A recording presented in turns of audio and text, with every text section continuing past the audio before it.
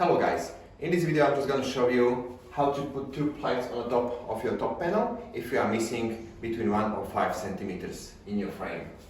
So take off the black knobs all the way out, keep them because you will need them, and take off the whole panel out of the pedal insert. We will provide two plates in the same color as the top panel is the sliding door. All you need to do is, you can see there are two tracks on the top panel, and these two plates will fit into this track. So hold it and make it nice, and just grab a hammer. I've got a rubber one which is better for this kind of job, and just bang equally from side to side.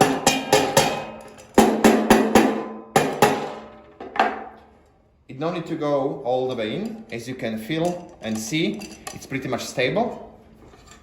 Take the second plate and put it on the second track of the top panel.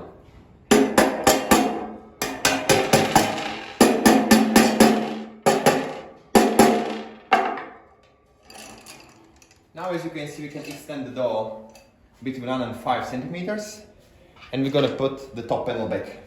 As you can see, there are two sliding blocks hidden inside the long legs, and you will need those two screws. So put the top panel back.